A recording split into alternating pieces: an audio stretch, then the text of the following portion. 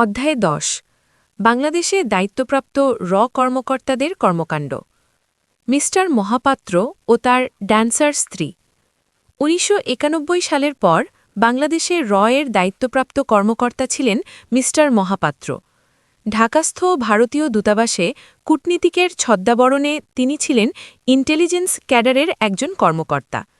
বাংলাদেশে প্রতিষ্ঠিত একটি জাতীয়তাবাদী সরকারকে যাবতীয় কৌশলে দুর্বল করে তোলার গোপন উদ্দেশ্য নিয়েই তিনি ব্যাপক আকারে তার তৎপরতা পরিচালিত করেছেন। এমনকি তার গুপ্তচর বৃত্তিতে সহায়তা করার জন্য তার স্ত্রীকেও নিয়োজিত করেছিল এক্ষেত্রে উল্লেখ করতে হয় যে প্রায় ক্ষেত্রেই তাদের প্রচলিত নীতিমালা অনুযায়ী অপারেটিভের স্ত্রীকেও গুপ্তচর বৃত্তিতে প্রশিক্ষণ দিয়ে থাকে। একইভাবে মিস্টার মহাপাত্রের স্ত্রীও ছিলেন একজন সুপ্রশিক্ষিত গুপ্তচর। এছাড়া এই মহিলা খুব ভালো কত্থক নাচ নাচতে পারতেন। মিসেস মহাপাত্রকে কিভাবে গুপ্তচর বৃত্তিতে কাজে লাগানো হতো সে সম্পর্কে একটি জাতীয় গোয়েন্দা সংস্থার সাবেক মহাপরিচালক জানান, ১৯৯১ সালের সংসদ নির্বাচনের মাধ্যমে গঠিত বিএনপি সরকারের শাসনামলে প্রায়শই ভারতীয় দূতাবাসের উদ্যোগে কত্থক নাচের আয়োজন করা হতো। সেখানে মিস্টার মহাপাত্রের সুপ্রশিক্ষিত স্ত্রী থাকতেন আসরের মধ্যমণি। পৃথিবীখ্যাত ভারতীয় কত্থক নাচের এসব অনুষ্ঠানে আমন্ত্রণ জানানো হতো দেশবরেণ্য সাংস্কৃতিক ব্যক্তিত্ব থেকে শুরু করে বিরোধী দল, এমনকি সরকারের বহু হোমরা-চমরা মন্ত্রীদের। আপাত নিরীহ নাচ দেখার জন্য সেখানে দাওয়াত কবুল করতে বিএনপির কোনো মন্ত্রী আপত্তির কিছু দেখতেন না। সরল বিশ্বাসে এরা উপস্থিত হতেন কত্থক নাচ দেখার জন্য।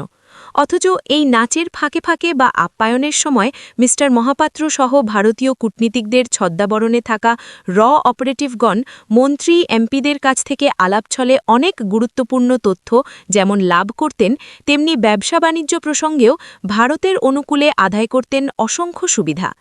এভাবে চলেছে বেশ কদিন। পরবর্তীতে বাংলাদেশি গোয়েন্দা সংস্থাসমূহের নজরে আসার প্রেক্ষিতে সরকারি উচ্চ পর্যায়ে এ নিয়ে তোলপাড়ের সৃষ্টি হয় এবং এক পর্যায়ে এ ধরনের অনুষ্ঠানে সরকারি দলের সদস্যদের যোগদান বন্ধ হয়ে যায়। তবে তাই বলে যে কত্থক নাচের আসরসহ বিভিন্নরূপ সাংস্কৃতিক অনুষ্ঠানের আড়ালে তার কার্যক্রম স্থগিত করে দিয়েছিল তা কিন্তু নয়, বরং অসংখ্য নাট্যশিল্পী, সঙ্গীতশিল্পী, বুদ্ধিজীবী, কলামিস্ট যারা জ্ঞাতার্থে বা অবচেতনভাবে এর চক্রে জড়িয়ে গিয়েছিলেন তাদের আনাগোনা এসব অনুষ্ঠানে মোটেও হ্রাস পায়নি। তথ্য আদান-প্রদান, করণীয় সম্পর্কিত নির্দেশ, লেনদেন ইত্যাদি রুটিন ওয়ার্ক চলেছে স্বাভাবিকভাবেই। এদিকে এই মহাপাত্রের সাথে তদানীন্তন বিরোধী দলের চিহ্নিত কিছু নেতা যেমন সক্রিয় যোগাযোগ অব্যাহত রাখেন, তেমনি সরকারদলীয় অর্থাৎ বিএনপির কজন শীর্ষ নেতার সাথে ভারতীয় দূতাবাস কর্মকর্তার গড়ে ওঠে বিশেষ সখ্যতা। এ ব্যাপারে প্রাক্তন একজন শীর্ষ গোয়েন্দা কর্মকর্তা জানান, বিএনপির দুজন প্রভাবশালী মন্ত্রীর সাথে মিস্টার মহাপাত্রের মাখামাখি ছিল ওপেন সিক্রেট। এই দুজন মন্ত্রীর একজন তো প্রকাশ্যেই মিস্টার মহাপাত্রকে তার বাসায় আমন্ত্রণ জানাতেন আলাপ করার জন্য।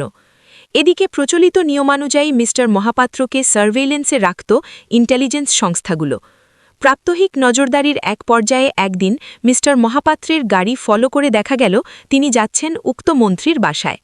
এর কিছুক্ষণ পর ওই মন্ত্রী ক্ষিপ্ত হয়ে ফোন করলেন অনুসরণকারী অপারেটিভদের সংশ্লিষ্ট সংস্থা প্রধানকে। ক্ষুব্ধ কণ্ঠে জানতে চাইলেন কেন মিস্টার মহাপাত্রকে ফলো করা হয়েছে। সংস্থা প্রধান বিনয়ের সাথে কারণ ব্যাখ্যা করলেও মন্ত্রী মহোদয় বেশ চড়া স্বরে উল্টো বললেন তিনি একজন রাজনীতিবিদ ও অন্যতম মন্ত্রণালয়ের দায়িত্বপ্রাপ্ত মন্ত্রী, তাই তার সাথে ওদের দেখা সাক্ষাতের ব্যাপার থাকতেই পারে। এভাবে রাজনৈতিক অঙ্গনের সব দিকে চ্যানেল মেনটেন করার পাশাপাশি মিস্টার মহাপাত্র এদেশে সংঘটিত অনেক অঘটনের পেছনেও অদৃশ্য ভূমিকা পালন করেছেন। বিশেষ করে একটি কথিত নির্মূল কমিটি গঠন, তসলিমা নাসরিন ইস্যু সৃষ্টি, শান্তিবাহিনী সমস্যাকে যে কোনো অজুহাতে সমাধানে বিলম্ব করা ও বাংলাদেশ ভূখণ্ড থেকে আইএসআই উত্তর পূর্ব ভারতের স্বাধীনতা আন্দোলনে উস্কানি দিচ্ছে, এই প্রচারণায় মিস্টার মহাপাত্র অনুঘটকের ভূমিকা পালন করেন। তত্ত্বাবধায়ক আন্দোলন, বিএনপি শাসনামলের শেষ ধাপে তৎপরতা। ভারতীয় কূটনীতিকের ছদ্মাবরণে মিস্টার জে.সি. পান্থের বাংলাদেশ ইনচার্জ হিসাবে দায়িত্ব গ্রহণ। ১৯৯৪-৯৫ সালে তত্ত্বাবধায়ক সরকার প্রতিষ্ঠার দাবিতে সকল বিরোধী দল আন্দোলনে ঝাঁপিয়ে পড়ে। ক্ষমতাসীন বিএনপি সরকারের বিরুদ্ধে গঠিত হয় আওয়ামী লীগ, জাপা, জামায়াত ঐক্যজোট। এই তিন বিরোধী দল সে সময় রাজনৈতিক দাবি আদায়ের আন্দোলনে কী ভূমিকা পালন করেছিল তা বাংলাদেশের ইতিহাসে নতুন করে লিপিবদ্ধ করার প্রয়োজন নেই। তবে তত্ত্বাবধায়ক সরকার ইস্যুতে কিভাবে আওয়ামী লীগের সাথে জামায়াতে ইসলামী ও জাতীয় পার্টির সখ্যতা গড়ে উঠল তা হয়তো সময়ের ব্যবধানে কোনো এক সময় প্রকাশিত হবে। কারণ রাজনীতির সাধারণ সূত্রে আওয়ামী লীগের সাথে অন্তত জামায়াতে ইসলামীর ঐক্য প্রতিষ্ঠিত হওয়ার কথা নয়। এক্ষেত্রে আদর্শ ক্ষেত্রে দুটি দলের অবস্থান যেমন দুমেরুতে, তেমনি জামায়াতের আমির অধ্যাপক গোলাম আজমকে আওয়ামী লীগ কর্তৃক গণ আদালত গঠন করে ফাঁসির রায় ঘোষণার প্রসঙ্গ কখনও ঐক্য গঠনের অনুকূল ছিল না। কিন্তু বিএনপির আনাড়িপনার কারণেই হোক আর গোপন রাজনীতির কোনো অনুষঙ্গের জন্যই হোক, আওয়ামী লীগ বেগম খালেদা জিয়ার বিরুদ্ধে খুব সহজেই জামায়াতে ইসলামীকে কাছে টেনে নেয়। তত্ত্বাবধায়ক সরকার গঠনের দাবি কোনো অযৌক্তিক দাবি ছিল না। পরবর্তীতে বিএনপি কর্তৃক সংসদে এতদ সংক্রান্ত বিল পাশ ওই যুক্তিকেই সমর্থন করে। তবে যেভাবে যে কায়দায় তত্ত্বাবধায়ক সরকার দাবির আন্দোলনকে এগিয়ে নেওয়া হয়েছে তা এক কথায় ভয়াবহ। পৃথিবীর ইতিহাসে কখনো কোনো দেশে নির্বাচিত সরকার পরিবর্তনের জন্য এরূপ আন্দোলন পরিচালনার ইতিহাস নেই। সে সময় যে হারে ও যে পর্যায়ে সহিংসতা, জ্বালাপোড়াও, সর্বোপরি নাশকতার আশ্রয় নেওয়া হয়েছে তা কখনোই একটি স্বাভাবিক রাজনৈতিক আন্দোলনের বৈশিষ্ট্য হতে পারে না। বিশেষ করে ১৯৯৬ সালের মার্চ মাসে প্রায় ২১ দিনব্যাপী পরিচালিত অসহযোগ আন্দোলন এদেশের রাজনৈতিক ইতিহাসে সবচেয়ে আতঙ্কের অধ্যায় হিসাবে চিহ্নিত হয়ে থাকবে। এ সময় ১৯৯৫ সালের শেষ দিক থেকে ১৯৯৬ সালের ৩০ মার্চ পর্যন্ত বিএনপি সরকারের বিরুদ্ধে পরিচালিত আন্দোলনে ভারতীয় গুপ্তচর সংস্থা কিভাবে পর্দার অন্তরালে ভূমিকা পালন করেছে যে বিষয়ে হয়তো প্রত্যক্ষ তথ্য প্রমাণ কখনোই উপস্থাপন করা যাবে না। কিন্তু সচেতন কারো পক্ষে এটা অস্বীকার করার উপায় নেই যে ১৯৯৪ থেকে ১৯৯৬ সালের সংসদ নির্বাচন পর্যন্ত বাংলাদেশে একটি বন্ধুভাবাপন্ন সরকার প্রতিষ্ঠায় মরণপন্ন লড়াইয়ে মেতে উঠেছিল। ১৯৯১ সালে তাদের হিসেব নিকেশ ভুল হয়ে যাওয়ার প্রেক্ষিতে এমনভাবে অগ্রসর হয় যাতে কোনো পর্যায়ে ন্যূনতম কোনো ভুল না হয় এবং যে কোনো উপায়ে বিএনপির পতন ঘটানো যায়। এজন্য রাজনৈতিক আন্দোলনের সুযোগে সকল পর্যায়ে তৎপর হয়ে ওঠে। এক্ষেত্রে লক্ষ্য করলে দেখা যাবে ১৯৯৪, ৯৫, ৯৬ সালে বিএনপির কফিনে শেষ পেরেক ঠুকে দেওয়ার পূর্বে ১৯৯১ সাল থেকেই মূলত ধারাবাহিক প্রক্রিয়ায় এগিয়ে যায়। এ সম্পর্কে সাধারণ বিশ্লেষণ অনুযায়ী নিম্নলিখিত পদক্ষেপসমূহ উল্লেখের দাবি রাখে। ১. ১৯৯১ সালে সরকার গঠনের পর তাৎক্ষণিকভাবে বিএনপি সরকারের পতন দেওয়া বা পতনের ডাক দেওয়া সম্ভব ছিল না। তাই ধীরে ধীরে জনমতকে প্রজ্বলিত করার পথে এগিয়ে যায় এক্ষেত্রে প্রথমেই সৃষ্টি করা হয় দেশব্যাপী বিশৃঙ্খলা। এলাকাভিত্তিক পর্যায় থেকে শুরু করে দেশীয় পর্যায়ে চলতে থাকে পরিবহন ধর্মঘট, শ্রমিক অসন্তোষ, শিক্ষাগণে সন্ত্রাস ইত্যাদি। ২. সীমান্তব্যাপী বিএসএফের মাধ্যমে ব্যাপক হারে হামলা চালানো হয়। বাংলাদেশ সরকার সীমিত সামর্থ্য নিয়ে রুখে দাঁড়াবার চেষ্টা করলে শুরু হয় পুশ ইন চক্রান্ত। একই সাথে ফারাক্কায় পানি প্রত্যাহার ও পার্বত্য চট্টগ্রামে শান্তিবাহিনীর মাধ্যমে চলতে থাকে পরিস্থিতি উত্তপ্ত করার প্রক্রিয়া। এ সময়ই লক্ষ্য করলে দেখা যায় পার্বত্য চট্টগ্রাম ইস্যুকে কথিত কতকগুলো এনজিও ও মানবাধিকার সংগঠনের মাধ্যমে আন্তর্জাতিকরণ করা হয়। এছাড়া সমগ্র বিএনপি আমলে বাংলাদেশ সরকার শত চেষ্টা করার পরেও এর পরামর্শে শান্তিবাহিনী সমস্যা সমাধানে কোনরূপ চুক্তি সম্পাদন করতে দেওয়া হয়নি। অন্যদিকে বঙ্গভূমি আন্দোলন, মোহাজির সংঘ গঠনের মাধ্যমেও অব্যাহতভাবে চাপ প্রয়োগ করা হয় বিএনপি সরকারকে। এসব চাপ সৃষ্টির লক্ষ্য ছিল হয় পথে আসো, নয় এভাবে চাপ দেওয়া হবে।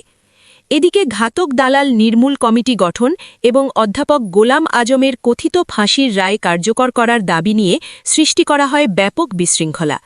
বিএনপি সরকারকে তীব্র চাপের মধ্যে রেখে মানসিকভাবে দুর্বল করে দিয়ে জামায়াতের কাছ থেকে সরিয়ে নেওয়াই ছিল এর মূল উদ্দেশ্য। একই সাথে তসলিমা ইস্যু সৃষ্টি, জন্মাষ্টমীর মিছিলে হামলা ইত্যাদি ঘটনাকে পুঁজি করে বাংলাদেশকে পরিচিত করা হয় একটি সাম্প্রদায়িক দেশ হিসাবে। বিশেষ করে বিএনপি সরকারকে সংখ্যালঘু নিপীড়নকারী হিসাবে চিহ্নিত করায় অহরাত্রি ব্যস্ত হয়ে পড়ে একটি ভারতপন্থী গোষ্ঠী। এসবের পাশাপাশি জাপানি পুঁজি বিনিয়োগসহ সকল সম্ভাবনার দ্বার রুদ্ধ করে দেওয়ার লক্ষ্যে চালানো হয় সিঙ্ক্রোনাইজড তৎপরতা। শেষ পর্যায়ে আঘাত হানার লক্ষ্যে অবশেষে সৃষ্টি করা হয় তত্ত্বাবধায়ক সরকার ইস্যু। রাজনৈতিক আন্দোলনের আড়ালে সে সময় এমন সব ঘটনা ঘটানো হয় যাকে আপাতদৃষ্টিতে বিক্ষুব্ধ জনতার রুদ্র রোষ মনে হলেও সচেতন ও ইন্টেলিজেন্স তৎপরতা নিয়ে ন্যূনতম জ্ঞানের অধিকারী কারো কাছে সেসব নিঃসন্দেহে প্রফেশনাল গুপ্তচর বৃত্তি বলেই মনে হওয়া স্বাভাবিক। বিমানবন্দর, রেল স্টেশন, গান পাউডার দিয়ে পুড়িয়ে দেওয়া, রেল লাইন উপড়ে ফেলা, সমুদ্রবন্দরকে নিষ্ক্রিয় করে রাখা, ব্যাপক মাত্রায় জ্বালাপোড়া ও ভাঙচুর চালানো কখনো সাধারণ রাজনৈতিক কর্মসূচি হতে পারে কিনা তা যে কারো পক্ষেই উপলব্ধি করা সম্ভব।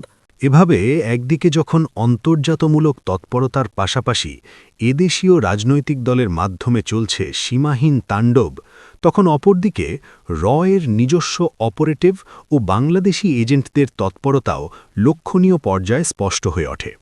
উল্লেখ্য, বাংলাদেশের প্রায় প্রতিটি রাজনৈতিক দলের মধ্যেই প্রত্যক্ষ বা পরোক্ষ এজেন্ট তৈরিতে সক্ষম হয়।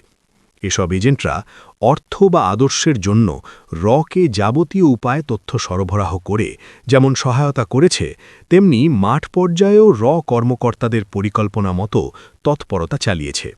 এক্ষেত্রে ১৯৯৪ থেকে ১৯৯৬ সময়কালে এমন ঘটনাও ঘটেছে যেখানে দেশের শীর্ষস্থানীয় রাজনৈতিক দলের কজন শীর্ষ নেতা বাংলাদেশের রাজনৈতিক পরিস্থিতির ভিতরের কথা যথাশীঘ্রই সম্ভব স্থানীয় দায়িত্বপ্রাপ্ত কর্মকর্তা বা কন্ট্যাক্টকে অবগত করতেন। এমনকি এসব এজেন্টরা নিজ দলের যাবতীয় সিদ্ধান্ত বা কর্মসূচির কথাও পৌঁছে দিতেন এর কাছে। এক্ষেত্রে এসব এজেন্ট নেতা কর্মকর্তার সাথে দেখা করার জন্য কতগুলো গোপন স্থান নির্ধারণ করে নিয়েছিলেন। এগুলোর আবার ছদ্মনাম থাকত এবং দেখা করার সময়ক্ষণও তারা সাংকেতিক ভাষায় টেলিফোনে ঠিক করে নিতেন। বিশেষ করে জাতীয়তাবাদী ও ইসলামপন্থী দলগুলোতে যেসব এজেন্ট ছিল, তারা খুবই কৌশলে যোগাযোগ রাখতেন ভারতীয় দূতাবাসের বিশেষ কর্মকর্তার সাথে। এমন ঘটনাও সে সময় ঘটেছে যেখানে জাতীয়তাবাদী একটি বৃহৎ দলের একজন শীর্ষ নেতা একবার কর্মকর্তার সাথে নির্দিষ্ট স্থানে নির্দিষ্ট সময়ে দেখা করার জন্য অদ্ভুত এক কৌশলের আশ্রয় নেন। জানা যায়, তাকে সন্দেহজনক ভেবে বাংলাদেশ ইন্টেলিজেন্স যখন নজর রাখা শুরু করে, তখন প্রথম দিকে তিনি ততটা বুঝতে পারেননি, কারণ তিনি ভেবেছিলেন তার দল ক্ষমতায়, তাই তাকে ফলো করবে কে। কিন্তু একসময় তিনি আঁচ করতে পারলেন যে তাকে সার্ভেইল করা হচ্ছে। এদিকে একদিন কর্মকর্তার সাথে তার দেখা করার কথা, অথচ বাড়ির সামনে রাস্তার ওপারে একটি মোটরসাইকেল নজরে এলো তার। বুঝলেন, দেশি সংস্থার টিকটিকি লক্ষ্য রাখছে তার উপর। তাই গোপনে বাড়ি থেকে বের হবার জন্য তিনি বের হলেন পিছন দরজা দিয়ে, দেয়াল টপকিয়ে। তার গাড়ি পড়ে থাকল গাড়ি বারান্দায়, এমন একটা ভাব যে তিনি বাড়িতেই আছেন। এদিকে কর্মকর্তাকে ফলো করে ওই একই গোয়েন্দা সংস্থার অপারেটিভ দেখল ওই বিশেষ জাতীয়তাবাদী নেতা ভারতীয় দূতাবাস কর্মকর্তার সাথে দেখা করছেন, অথচ তার অর্থাৎ নেতার বাড়ির দিকে নজর রেখে দাঁড়িয়ে থাকা অপর অপারেটিভ রিপোর্টে বলল নেতা বাড়িতেই আছেন। এভাবে শুধু জাতীয়তাবাদী নেতৃত্বের মধ্যেই নয়, অনেক ইসলামপন্থী রাজনৈতিক দলেও এজেন্টদের সক্রিয় তৎপরতা লক্ষ্য করা গেছে বিএনপি শাসনামলে। এমনকি যে দলটির নেতাকর্মী নির্বিশেষে সকলেই ভারত বিরোধী বলে সুপরিচিত, সেই ইসলামপন্থী দলটির শীর্ষ নেতৃবৃন্দের মাঝেও এজেন্ট তৈরিতে সক্ষম হয়। একে ঘুরিয়ে এভাবেও বলা যায় যে বিএনপি সরকারের পতন ঘটানোর লক্ষ্যে ভারতীয় সহায়তা না নিয়ে উপায় ছিল না কারো। আলোচ্য এই দলটির একজন শীর্ষ নেতা সম্পর্কে জানা যায় যে তিনি পোশাকে আশাকে আদবে লেহাজে আপাদমস্তক ইসলামপন্থী, মুখে দাড়িও আছে তার। ভারত বিরোধিতার আগুন ঝরে তার বক্তৃতা বিবৃতিতে। অথচ ১৯৯৪ থেকে ১৯৯৬ পর্যন্ত এই পাকিস্তানপন্থী নেতাই ভারতীয় দূতাবাসের মিস্টার জে.সি. পান্থের সাথে যোগাযোগ রাখতেন স্বাভাবিক সম্পর্কের বাইরে। যে কোনো সময় যে কোনো তথ্য আদান প্রদান করার জন্য পূর্ব নির্ধারিত স্থানে এরা মিলিত হতেন টেলিফোনে সাংকেতিক ভাষা ব্যবহার করে। যা হোক, সে সময় ভারতীয় দূতাবাসে বিভিন্ন কূটনৈতিক পদের আড়ালে অপারেটিভদের তৎপরতা ছিল বাংলাদেশের ইতিহাসে সবচেয়ে ব্যাপক ও বলগাহীন। এছাড়া বিভিন্ন রাজনৈতিক দলের সাথে সম্পর্ক রক্ষার ক্ষেত্রে এরা তখন অত্যন্ত বেপরোয়া হয়ে উঠেছিল। বিশেষ করে বাঙালি জাতীয়তাবাদে বিশ্বাসী একটি দলের বিভিন্ন নেতৃবৃন্দের সাথে যোগাযোগ রক্ষার সময় এরা কোনো রাগঢাক রাখত না। তবে এই দলটির সবাই যে রয়ের স্বার্থ রক্ষা করে চলতেন তা কিন্তু নয়, বরং একটি অংশের নেতৃবৃন্দই ছিল রয়ের তাবেদার। অবশ্য এই কথাও অস্বীকার করার উপায় নেই যে এ দলের মাঝেই সবচেয়ে বেশি মাত্রায় অনুপ্রবেশে সক্ষম হয়েছিল। এদিকে উপরোক্ত রাজনৈতিক দলের কতিপয় শীর্ষ ও মাঝারি আকারের নেতা ১৯৯৪ থেকে ১৯৯৬ পর্যন্ত ঢাকাস্থ কর্মকর্তাদের সাথে খুবই ঘনিষ্ঠ যোগাযোগ রাখা শুরু করেন। গোপন সাংকেতিক ভাষা ব্যবহার করে এরা যেমন যোগাযোগ রক্ষা করতেন, তেমনি প্রকাশ্যেও দেখা সাক্ষাৎ করতেন বাংলাদেশি ইন্টেলিজেন্স অপারেটিভদের সামনে। ভাব ছিল এমন, যদি ক্ষমতা থাকে তো কিছু করো দেখি। এদেরই একজন নেতা প্রায়শই মিস্টার পান্থের সাথে প্রকাশ্যে দেখা করতেন। বহুদিন যাবৎ তার সন্দেহভাজনের তালিকায় থাকায় স্বভাবতই তার পিছু নিত বাংলাদেশি বিভিন্ন সংস্থার অপারেটিভগণ। একবার এমনিভাবে মিস্টার পান্থকে দেখা গেল তার বাসভবনে। বাংলাদেশি সংস্থার লোক সবকিছু লক্ষ্য করছিল বাইরে দাঁড়িয়ে। হঠাৎ ওই নেতা মিস্টার পান্থকে নিয়ে সদর দরজা খুলে এগিয়ে এলেন অনুসরণকারীর দিকে। যাচ্ছে তাই ভাষায় গালাগাল করে বললেন, আরে বেটা, ভারত বিশাল দেশ, ওদের সাথে লাগতে এসে পারবি? এরকম শুধু একজন নয়, বহুজন ছিলেন এবং এখনও আছেন বহাল তবিয়তে। এদিকে শুধুমাত্র রাজনৈতিক অঙ্গনেই রয়ের এজেন্টরা ১৯৯৪ থেকে ১৯৯৬ সালে তৎপর ছিল তা নয়, বরং শিল্প সংস্কৃতি চলচ্চিত্র সহ প্রতিটি স্তরেই ছিল দীর্ঘদিন লুকিয়ে থাকা এজেন্টদের সরব উপস্থিতি। এদের মাঝে যারা ছিলেন তাদের মধ্যে উল্লেখযোগ্য হলেন একজন বিখ্যাত চলচ্চিত্র নায়িকা, তার স্বামী, একজন বিখ্যাত নজরুল সঙ্গীত ও পুরনো দিনের গানের গায়িকা, একজন ঘাদানি সমর্থক সাংবাদিক, বেশ কয়েকজন বিমানবালা, একজন আইনজীবী স্ত্রী ও বিশ্ববিদ্যালয়ের শিক্ষিকা, সিলেটের একজন বিখ্যাত রাজনীতিবিদের ভাতিজি, আদ্যাক্ষরের একজন আপাত নিরীহ সঙ্গীতশিল্পী, একজন বুদ্ধিজীবীর বিধবা স্ত্রী, বিএনপির প্রথম সারির এক সিনিয়র নেতার ভাগিনী, টিভি শিল্পী, দেশের প্রয়াত একজন শীর্ষ ব্যবসায়ীর কন্যা ও আরও অনেকে। উল্লেখ্য, রয়ের বাংলাদেশ শাখায় দায়িত্বে ছিলেন বলে যার নাম পাওয়া যায় তিনি হলেন মিস্টার জে.সি. পান্থ। প্রাপ্ত তথ্য মতে এই ভদ্রলোক ছিলেন অসম্ভব নারীলিঙ্গ। শিক্ষিকা হতে শুরু করে বিমানবালাদের সাথে পর্যন্ত তিনি বিশেষ সম্পর্ক গড়ে তুলতে সক্ষম হন।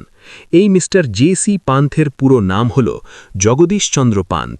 ভারতের রানীক্ষেতে ১৯৫৪ সালে ১৫ আগস্ট জন্মগ্রহণকারী এই কর্মকর্তা ঢাকাস্থ ভারতীয় দূতাবাসের প্রথম শিক্ষা সচিব বা ফার্স্ট সেক্রেটারি এডুকেশন হিসেবে বাংলাদেশে আসেন ১৯৯২ সালের ২৪ জানুয়ারি তারিখে। পূর্ববর্তী অন্যান্য কর্মকর্তার মতো মিস্টার জে.সি. পান্থও দায়িত্ব গ্রহণের দিন থেকে বাংলাদেশ বিরোধী তৎপরতায় লিপ্ত হন। তবে তার পূর্বসূরিদের চেয়ে তার সুবিধা ছিল অনেক। বিশেষ করে বিএনপি সরকারের অদক্ষতা, অপটু রাষ্ট্র পরিচালনা মিস্টার পান্থকে অনেকটা নির্বিঘ্নে কাজ চালিয়ে যাওয়ার সুযোগ দেয়। এছাড়া অন্যান্যদের চেয়ে তিনি এ কারণেই ব্যতিক্রম যে ১৯৭৬ থেকে ১৯৯৬ পর্যন্ত কোনো দায়িত্বপ্রাপ্ত কর্মকর্তা বাংলাদেশে বন্ধুত্বপূর্ণ সরকার প্রতিষ্ঠায় সক্ষম হননি। কিন্তু মিস্টার পান্থ দীর্ঘ ২১ বছর বিরতির পর ভারতের পছন্দনীয় একটি সরকারকে বাংলাদেশে ক্ষমতাসীন করায় সফলতা লাভ করেন। এদিকে জে.সি. পান্থের তৎপরতা সম্পর্কে সে সময় বাংলাদেশের একটি শীর্ষ গোয়েন্দা সংস্থায় কর্মরত কজন কর্মকর্তার সাথে আলাপকালে জানা যায় যে তিনি আওয়ামী লীগের শীর্ষ পর্যায়ে যেমন বেশ কয়েকজন নেতার সাথে নিয়মিত যোগাযোগ রাখতেন, তেমনি বিএনপির একটি অংশের সাথেও ছিল তার সখ্যতা। এক্ষেত্রে আওয়ামী লীগের অন্তত ৬-৭ জন নেতা ও বিএনপির ৩-৪ জন নেতার সাথে মিস্টার পান্থ নিয়মিত যোগাযোগ রাখতেন। এছাড়া শিল্প সংস্কৃতি অঙ্গনের এজেন্টদের সাথে কন্ট্যাক্ট করা ও তথ্য আদান প্রদান করার লক্ষ্যে তিনি মাঝে মধ্যেই বিভিন্ন সাংস্কৃতিক অনুষ্ঠানের আয়োজন করতেন।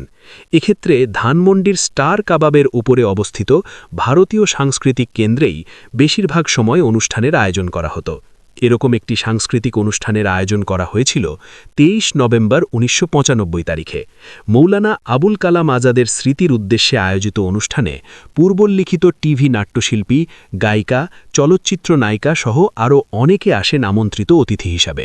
আপাতদৃষ্টিতে একটি নিরীহ সাংস্কৃতিক অনুষ্ঠান নিয়ে কারো সন্দেহের কোনো কারণ নেই, কিন্তু প্রকৃতপক্ষে এসব অনুষ্ঠানের আড়ালেই চলে রয়ের এজেন্টদের তথ্য আদান প্রদান, ঘটে মহাসম্মিলন। এদিকে মিস্টার পান্থ ব্যতীত আরও কজন ভারতীয় দূতাবাস কর্মকর্তাকেও তখন রয়ের আন্ডারকভার এজেন্ট হিসেবে চিহ্নিত করা হয়।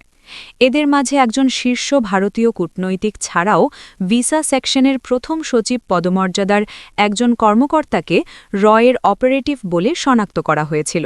এরাও সমন্বিত পরিকল্পনা মতে বিভিন্ন কন্ট্যাক্ট মেনটেন করতেন। আবার ভিসা সেকশনে কর্মরত কর্মকর্তাটি গড়ে তুলেছিলেন এক দক্ষ নারী বাহিনী, যাদের প্রায় সকলেই ছিলেন নিবেদিত প্রাণ ভারত প্রেমিকা। এদের মাঝে ছিল অতি স্মার্ট বিমানবালা, নামকরা শিক্ষা প্রতিষ্ঠানে অধ্যয়নরত সুন্দরী ছাত্রী থেকে শুরু করে পর্যটন কর্পোরেশনে কর্মরত মহিলা, নামকরা সঙ্গীত ও নাট্যশিল্পীবৃন্দ। সহজে ভিসা পাওয়া ও বিনা খরচে ভারত ভ্রমণ এবং শপিংয়ের বিনিময়ে এসব নারী বাহিনী সদস্যরা কর্মকর্তার নির্দেশ মতো উচ্চপদস্থ সরকারি আমলার সাথে যেমন বিশেষ সম্পর্ক গড়ে তুলত, তেমনি ব্যবসায়ী মহলেও এরা কাজ করত টুঁপ হিসেবে। জেসি পান্থের উল্লেখযোগ্য কিছু তৎপরতা। সবসময়ই বাংলাদেশে তৎপর ছিল, এতে সন্দেহের কোনো অবকাশ নেই। কিন্তু ১৯৯৬ সালে বিশেষ করে অসহযোগ আন্দোলনের সময়ে এর মিশন নিয়ে কতিপয় চিহ্নিত ভারতীয় দূতাবাস কর্মকর্তা অতি তৎপর হয়ে ওঠেন। এ ব্যাপারে বিস্তারিত বর্ণনা করার প্রয়োজন নেই, শুধু পত্রিকায় প্রকাশিত একটি রিপোর্টের উল্লেখ করাই যথেষ্ট। এর মিশন নিয়ে দূতাবাস কর্মকর্তার অবাধ বিচরণ। কূটনৈতিক শিষ্টাচার লঙ্ঘন করে ভারতীয় দূতাবাসের উচ্চপদস্থ একজন কর্মকর্তা বাংলাদেশের রাজনৈতিক অস্থিরতা সৃষ্টিতে মদদ জুগিয়ে যাচ্ছে। ভারতীয় দূতাবাসের প্রথম সচিব পদমর্যাদার মি. জে.সি. পান্থ নামের উক্ত কর্মকর্তা শিক্ষা সংক্রান্ত দায়িত্বে নিয়োজিত থাকলেও এদেশের এর নেটওয়ার্ক পরিচালনার দায়িত্ব তার ওপর বলে বিভিন্ন মহলের ধারণা। বিভিন্ন সূত্রে জানা গেছে পান্থবাবু গোপন মিশন নিয়ে বাংলাদেশের এক জেলা থেকে আরেক জেলায় ছুটে বেড়াচ্ছেন হন্যে হয়ে। টেকনাফ থেকে তেঁতুলিয়া ও শিমুলিয়া থেকে পাথরিয়া পর্যন্ত তারে বিশাল নেটওয়ার্কের দায়িত্ব পালনকালে উক্ত কর্মকর্তা দেশের কতিপয় বিতর্কিত এনজিও প্রধান, দুটি বিশেষ রাজনৈতিক দলের উচ্চ পর্যায়ের নেতানেত্রী ও সীমান্ত ব্যবসায়ী নামে খ্যাত চোরা কারবারিদের সাথে একের পর এক বৈঠক করে চলেছেন। বাংলাদেশ সরকারের বিভিন্ন গোয়েন্দা সংস্থার কাছে এ ধরনের রিপোর্ট থাকা সত্ত্বেও অদ্যাবধি উক্ত কর্মকর্তার বিরুদ্ধে কোনো ব্যবস্থা গৃহীত হয়নি। বিভিন্ন মহলে প্রশ্ন উঠেছে, পান্থবাবু কূটনৈতিক ছদ্মাবরণে যেসব গোপন বৈঠক করছেন তার পেছনে কী ধরনের কারণ লুকায়িত। দ্বিতীয়ত, কাদের নিয়ে তিনি এসব বৈঠক করছেন। তৃতীয়ত, ভারতীয় দূতাবাস কর্মকর্তাদের মধ্যে একমাত্র তিনিই সবসময় রাজনৈতিক গোপন সভায় মিলিত হচ্ছেন কেন। এসব নানাবিধ কারণে প্রশ্ন দেখা দিয়েছে, এদেশের রাজনৈতিক সংকট ভারতীয় এর ইন্ধনে হচ্ছে কিনা। গত ৯০ দিনে মি. পান্থবাবু অ্যাডাব, ব্র্যাক, ফেমা সহ বেশ কয়েকটি এনজিও প্রধানের সাথে বৈঠক করেছেন। জানা গেছে অ্যাডাবের কাজী ফারুকের সাথে বৈঠক শেষে ভারতপন্থী বিভিন্ন এনজিওকে একত্র করে রাস্তায় নামানোর নেতৃত্ব তার হাতে দেয়া হয়।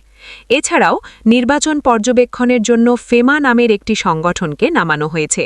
নির্বাচন কমিশনের বিকল্প হিসেবে সংগঠনটি ফলাফল প্রচার করে নির্বাচন কমিশনকে বেকায়দায় ফেলা এবং নির্বাচনের পর ফলাফল নিয়ে একটি বিতর্কের ঝড় তোলাই এই সংগঠনটির কাজ বলে অনেকেই ধারণা করছে। উল্লেখ্য যে মি. পান্থ অসহযোগ আন্দোলনের সময় গত ২২ মার্চ সন্ধে ৬:৩০টায় ইস্কাটন রোডস্থ একটি বিশেষ দলের নেতার বাসভবনে যান। উক্ত বিশেষ দলের প্রথম সারির আরও কয়েকজন নেতাও ওই বাড়িতে ছিল। প্রায় ৩০ মিনিট ব্যাপী বৈঠক শেষে পান্থবাবু ইন্ডিয়ান স্টেট ব্যাংকের ম্যানেজার ডি.কে. জৈনের বাসভবনে যান। সূত্রমতে সেখানে গভীর রাত পর্যন্ত বৈঠক হয়। বৈঠকে মি. জৈন ছাড়াও ভারতীয় দূতাবাসের বিষ্ণুপ্রসাদ, দেবাশিস এবং সুরেন্ডার সিং উপস্থিত ছিল বলে জানা যায়। সূত্রটি জানায়, এ বৈঠকের পর জনতার মঞ্চ প্রতিষ্ঠিত হয়। ২৩ মার্চ মি. পান্থবাবু এরশাদের একজন আইনজীবীর সিদ্ধেশ্বরীস্থ ইস্টার্ন অ্যাপার্টমেন্টে যান এবং প্রায় ২ ঘণ্টা বৈঠক করেন। ৩ মার্চ তিনি বিষ্ণুপ্রসাদকে সাথে নিয়ে পুনরায় এরশাদের ওই আইনজীবীর সাথে দেখা করেন। এর কদিন পরই ভারতীয় দূরদর্শনে এরশাদকে ফলাও করে প্রচার করতে দেখা যায়। ১ এপ্রিল রাত ৮:৩০টায় এরশাদের ছোট ভাইয়ের উত্তরাস্থ বাসভবনে যান এবং রাত প্রায় ১২টা পর্যন্ত মি. পান্থবাবু বৈঠক করেন। 1 এপ্রিল পান্থবাবু বিকেলে 5:50 একটি বিশেষ দলের একজন নেতার বাসভবনে যান এবং গোপন বৈঠক শেষে জাতীয় পার্টির শীর্ষস্থানীয় একজন নেতার বাসভবনে যেয়ে দেখা করেন। 7 এপ্রিল বিষ্ণুপ্রসাদ ও তার স্ত্রী এরশাদের আইনজীবীর সাথে দেখা করেন। রাত 8:20 থেকে 10:30 পর্যন্ত তারা সেখানে অবস্থান করেন। 8 এপ্রিল বিষ্ণুপ্রসাদ এরশাদের ছোট ভাইয়ের বাসভবনে যান। সকাল 7:40 থেকে 9:20 পর্যন্ত উক্ত বাসভবনে তিনি অবস্থান করেন। গত 13 এপ্রিল ভারতীয় চর হিসেবে খ্যাত একসময়কার চিত্রনায়িকার দ্বিতীয় স্বামীর গাড়িতে করে পান্থবাবু শের শাহ সুরি রোডের জনৈক পীরের বাসভবনে যান। সেখানে তিনি প্রায় 1 ঘণ্টা সময় অতিবাহিত করেন। একই দিন অফিসার্স ক্লাবে অনুষ্ঠিত জাতীয় পার্টির শীর্ষস্থানীয় একজন নেতার মেয়ের বিয়েতে যোগ দেন। 14 এপ্রিল সন্ধে 7:40 থেকে রাত 8:40 পর্যন্ত একটি বিশেষ দলের প্রভাবশালী নেতার সাথে বৈঠক করেন। সেখান থেকে উক্ত দলের এককালীন ছাত্রনেতা জনৈক বোসের বাসায় যান। রাত 9:10 থেকে 11টা পর্যন্ত ওই বাসায় অবস্থান করেন। 22 এপ্রিল রাত 9:40 ওই বিশেষ দলের কলাবাগানের ও ইস্কাটনের দুজন শীর্ষস্থানীয় এবং প্রভাবশালী নেতা মিস্টার পান্থের বাসভবনে যান। রাত 1টা পর্যন্ত তারা বৈঠক করেন। উক্ত বৈঠকে ঘাতক দালাল নির্মূল কমিটির সাথে জড়িত জনৈক একজন অধ্যাপকও উপস্থিত ছিলেন। পরে তাকে ভারতীয় দূতাবাসের গাড়িতে করে তার লাল মাটিয়াস্থ বাসভবনে পৌঁছে দেয়া হয়। নির্বাচনী তফসিল ঘোষণার পর ভারতীয় উচ্চকমিশনার মি দেব মুখার্জির নেতৃত্বে 12 জুনের নির্বাচন সংক্রান্ত কয়েকটি বৈঠক অনুষ্ঠিত হয়। উক্ত বৈঠকের সিদ্ধান্ত অনুযায়ী মি পান্থকে একটি বিশেষ দলের পক্ষে মাঠ পর্যায়ে জরিপ চালানোর নির্দেশ দেয়া হয় বলে সূত্র জানায়। সে মোতাবেক মি পান্থ কোথায় কাকে কাজে লাগাবেন তার একটা ছক তৈরি করেন। উক্ত ছক অনুযায়ী গত 23 এপ্রিল ভারতীয় দূতাবাসের দ্বিতীয় সচিব নিরঞ্জন চক্রবর্তী পটুয়াখালী যান এবং কুখ্যাত সন্ত্রাসী ও চোরা কারবারি নামে খ্যাত স্নেহাংশু সরকার ওরফে কুটি সরকার ও মোস্তাক হোসেনের সাথে বৈঠক করেন। রাতভর বৈঠক শেষে তিনি বরিশালের উদ্দেশ্যে রওনা হন। ভারতীয় দূতাবাস কর্মকর্তাদের কূটনৈতিক ছদ্মবেশে এ ধরনের কর্মকাণ্ড কতটুক আইনসিদ্ধ তা অবিলম্বে সরকারকে তদন্ত করে দেখা উচিত। না হলে ভারতীয় কূটনীতিকদের এহেন নীতি বিগর্হিত কর্মকাণ্ডর খেসারত জাতিকে কড়ায় গণ্ডায় দিতে হবে বলে বিভিন্ন মহলের অভিমত। এছাড়াও সে সময় অপর 6 জন ভারতীয় দূতাবাস কর্মকর্তার আচরণ নিয়েও বিভিন্ন রাজনৈতিক মহল থেকে অভিযোগ করা হয়।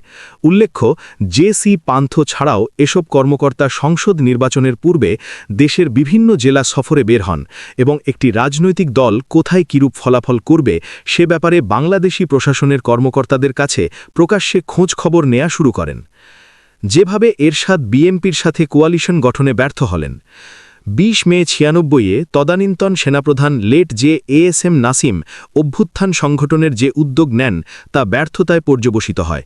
কিন্তু এ ঘটনা ও এর পরবর্তী প্রতিক্রিয়া নিয়ে আওয়ামী লীগ এবং বিএনপি উভয় দলের মাঝেই সৃষ্টি হয় নতুন মেরুকরণের। বিশেষ করে তত্ত্বাবধায়ক সরকারের প্রধান উপদেষ্টা বিচারপতি হাবিবুর রহমান ও তার নিয়ন্ত্রণাধীন প্রশাসনের এক বিরাট অংশ প্রত্যক্ষ পরোক্ষভাবে লেট জে নাসিমের প্রতি সহানুভূতি প্রকাশ করায় এটা সকলের কাছে স্পষ্ট হয়ে যায় যে 12 জুন 96-এর নির্বাচনে এ মহলটি আওয়ামী লীগের পক্ষাবলম্বন করবে। এছাড়া দীর্ঘদিন যাবৎ পরিচালিত বিএনপি বিরোধী আন্দোলনের ফলে নির্বাচনে স্বভাবতই জনতার মঞ্চ অনুগত কর্মকর্তাদের একটা ভূমিকা বিবেচনা করা হয়। এ সময় বিভিন্ন সূত্র থেকে বিএনপি হাইকমান্ডের কাছে এ তথ্য প্রদান করা হয় যে প্রশাসনিক মারপ্যাচের কারণেই হোক বা অন্য যে কোনো কারণেই হোক বিএনপির পক্ষে কখনোই একক সংখ্যাগরিষ্ঠতা অর্জন সম্ভব নয় এবং আওয়ামী লীগ যেভাবেই হোক সংখ্যাগরিষ্ঠ আসনে জয়লাভ করতে যাচ্ছে। এমতাবস্থায় জোটবদ্ধ হয়ে নির্বাচন করা সম্ভব না হলেও ন্যূনতম সমঝোতার ভিত্তিতে ভোট যুদ্ধে অবতীর্ণ হওয়ার জন্য বিএনপি শীর্ষ মহলকে অনুরোধ করা হয়। বলা হয়, আসন বণ্টনের ক্ষেত্রে যেন জাপা, জামায়াত ও ঈশা আন্দোলনের সাথে আলোচনা করে প্রার্থী মনোনয়নের সিদ্ধান্ত নেন বিএনপি নেতৃবৃন্দ। অর্থাৎ যেসব আসনে জাপা, জামায়াতের প্রার্থী শক্তিশালী সেখানে বিএনপি মনোনয়ন দিবে দুর্বল প্রার্থী। অপরদিকে বিএনপি যেখানে জয়প্রত্যাশী সেখানে জাপা, জামায়াত কোনো কাউন্টেবল প্রার্থী দিবে না এমনটি নিশ্চিত করা সম্ভব হলে নিঃসন্দেহে বেশিরভাগ আসনে বিএনপি, জাপা, জামায়াত প্রার্থী জয়লাভ করতে সক্ষম হতো। কিন্তু কোনো এক অদৃশ্য কারণে হয়তো ওভার কনফিডেন্ট থাকার জন্যই বিএনপি নেতৃবৃন্দ এদিকটায় খুব একটা পাত্তা দিতে চাননি। অথচ সে সময় জাপা জামায়াতের পক্ষ থেকে এ ব্যাপারে যথেষ্ট আগ্রহ দেখানো হয়। যা হোক, এ ধরনের উদ্যোগ ব্যর্থ হওয়ার পর নির্বাচনে যা ঘটার তাই ঘটে যায়, অর্থাৎ আওয়ামী লীগ সংখ্যাগরিষ্ঠ আসনে বিজয়ী হয়, যদিও তারা একক সংখ্যাগরিষ্ঠতা অর্জন করতে পারেনি। সে সময় নির্বাচনী ফলাফল বিশ্লেষণ করে দেখা যায় যে 12 জুন 96-এর সংসদ নির্বাচনে আওয়ামী লীগ পায় 146টি, বিএনপি 116টি, জাপা 33টি, জামায়াত 03টি, ঈশা আন্দোলন 1টি, জাসদ রব 1টি ও স্বতন্ত্র 1টি।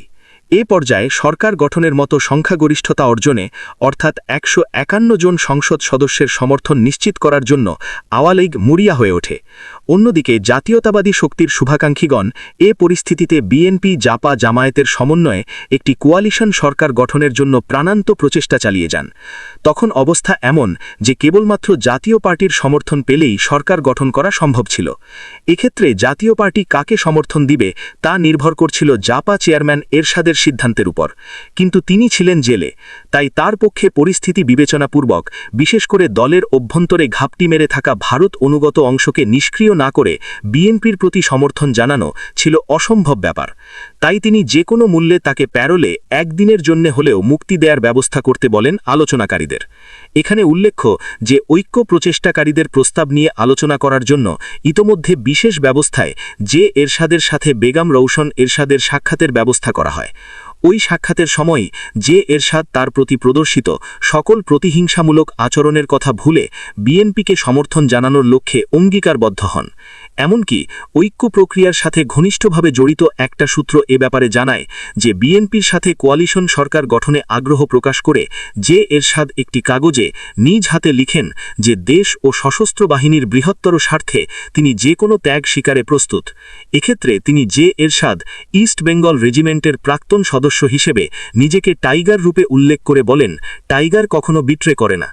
যে এরশাদের সাথে বিস্তারিত আলাপ করে রওশন এরশাদ বেগম খালেদা জিয়ার সাথে আলোচনার উদ্দেশ্যে তার ক্যান্টনমেন্ট স্থিত বাসভবনে এসে উপস্থিত হন।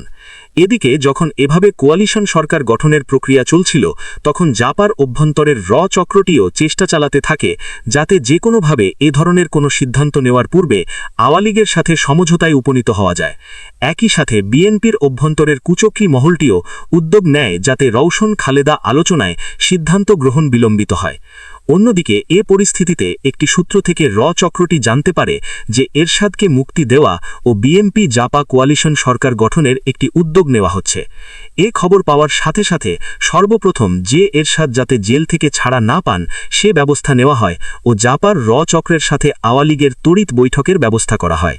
এক্ষেত্রে জানা যায় যে ধানমন্ডিতে বসবাসকারী একজন রহস্যময় কিন্তু অসম্ভব প্রভাবশালী পীরের বাসায় আওয়ামী লীগের একজন নেতার সাথে বৈঠকে বসেন জাপার ম ও অধ্যাক্ষরযুক্ত দুই শীর্ষ পর্যায়ের নেতা। এ বৈঠকে রয়ের সাথে বিশেষভাবে সম্পর্কিত ওই পীর পালন করেন মুখ্য ভূমিকা। অবশ্য ভারতীয় দূতাবাসের একজন সিনিয়র অফিসার, যিনি মূলত অফিসার ছিলেন, তিনিও ওই বৈঠকে উপস্থিত ছিলেন বলে জানা যায়। এর পরপরই তড়িঘড়ি করে জাপার বরাবরই প্রেসিডেন্ট ও মহাসচিব আওয়ামী লীগের প্রতি সমর্থনের ঘোষণা প্রদান করেন। পাশাপাশি বিশেষ ব্যবস্থায় জাসদের রবকেও ম্যানেজ করতে সক্ষম হয় আওয়ামী লীগ। অথচ বিপরীতে তখন বিএনপি নেতৃবৃন্দের দেখি না কি হয় জাতীয় মনোভাবের কারণে কোনো সুনির্দিষ্ট সিদ্ধান্ত নেওয়া সম্ভব হয়নি। তবে জাপা যাতে বিএনপির সাথে জোট বাঁধতে না পারে সে লক্ষ্যে মূলত পালন করে মুখ্য ভূমিকা।